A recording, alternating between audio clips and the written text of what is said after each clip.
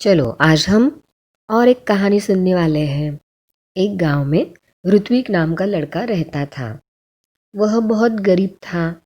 गांव के पास पुस्तक मेला लगा था। उसने माँ से कहा, मैं भी मेला देखने जाऊंगा। माँ बोली, देखो हमारे घर में कोई बड़ा है नहीं, तुम अकेले इतने दूर कैसे जाओगे? बेटा, देखने की जिद छोड़ दो, चलो दूध पी लो। अपनी माँ की बात सुनकर तो ऋत्विक उदास हो गया और एक पेड़ के नीचे जाकर बैठा। अचानक उसकी दृष्टि दूर पेड़ों के पीछे गई, जहाँ बहुत तेज रोशनी थी। वह उठकर वहां गया। वहां सुनहरे पंखों वाली एक परी खड़ी थी। ऋत्विक ने हैरान होकर उससे पूछा, तुम कौन हो? वह बोली, मैं परी हूँ, लेकिन तुम यहाँ उदास क्यों बैठे हो? परी का प्रश्न सुनकर ऋत्विक की आंखों में से तो आंसू आने लगे। वह बोला, मैं अपने दोस्तों के साथ पुस्तक मेला देखना और पुस्तकें खरीदना चाहता था। यह कहकर ऋत्विक खामोश हो गया। तब परी बोली, इसमें दुख की क्या बात है? ये समझ लो, तुम्हारी मदद करने के लिए ही तो मैं आई हूँ। ऐसा मैं तब करूँगी जब तुम मेरी परीक्षा में उत्तीर्ण हो जाओगे। कौन सी परीक्षा है? ऋत्विक ने पूछा। परी ने कहा, अरे बता दिया तो परीक्षा कैसी? हाँ ठीक है। ऐसा कहकर ऋत्विक वहां से चला गया। अभी वह कुछ दूर ही गया था कि उसे रास्ते में गिरी एक पोटली मिली। ऋत्विक को ये विश्वास हो गया कि लाल रंग की इस मखमली पोटली में कोई कीमती चीज होगी। उसने उसे खोलना चाहा, फिर सोचा, यह जब मेरी नहीं है तो इसे खोलने का तो मेरा हक नहीं है। ऋत्विक ने पोटली नहीं खोली। तभी किसी की आवाज उसके कानों में पड़े, बेटा, मेरी पोटली गिर गई है रास्ते में, क्या तुमने देखी है? ऋत्विक ने पूछा, किस रंग की थी? लाल रंग की। राहगीर ने बताया। और कोई पहचान बताओ? ऋत्विक ने राहगीर से कहा, उस पर एक परी का सुनहरे रंग में चित्र बना है। राहगीर का जवाब था। ऋत्विक ने अपनी थैली से जब वह पोटली निकाली तो उस पर छपा परी का चित्र चमकने लगा। ऋत्विक ने वह पोटली राहगीर को दे दी। सुबह उठकर वह वहीं पहुंचा जहां उसे परी मिली थी। देखो तो वहां कोई था ही नहीं।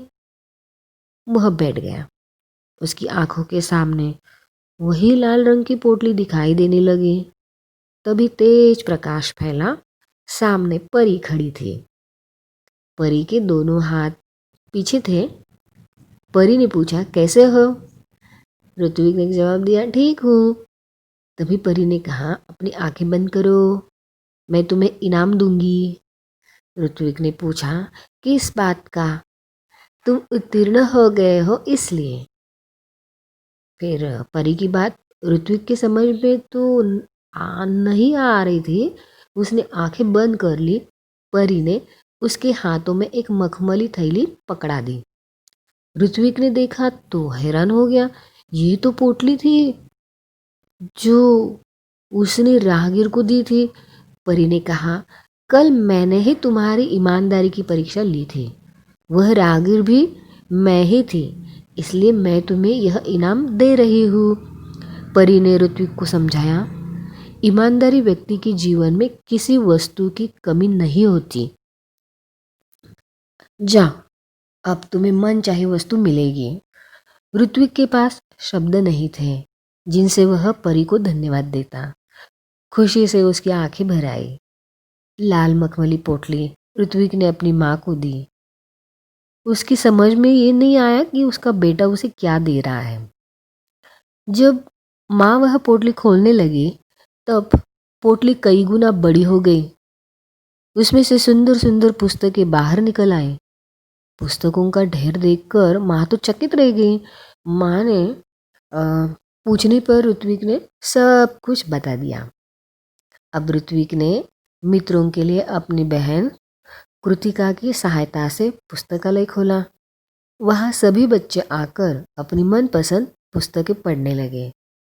उनको पूरा गांव पुस्तक मित्र से जानने लगा। ऋत्विक ने पुस्तकालय को ही अपने जीवन का ध्येय बना लिया। उसका सारा समय पुस्तकों के बीच बीतने लगा। एक दिन पुस्तक पढ़ते पढ़ते ऋत्विक की आंख लग गई। देखता क्या है कि पुस्तकें उससे बातें करने लगी। उसे एक पुस्तक ने पूछा, ऋत्विक, अगर तुम अपने जीवन में बड़े आदमी बनोगे तो क्या तुम हमारा साथ छोड़ दोगे? हमें भूल जाओगे? ऋत्विक ने कहा, नहीं नहीं, अब तो तुम ही मेरे साथी हो, मित्र हो। तभी किसी ने दरवाजे की घंटी बजाई और उसकी नींद टूटी। जागने पर देर तक सोचता रहा कि आगे चलकर वह बड़ा सा पुस्तक भंडार खोलेगा। इस कहानी से हमें सीख मिली कि लक्ष्य प्राप्ति के लिए रुचि और लगन आवश्यक है और ईमानदारी ये भी एक अच्छा गुण है।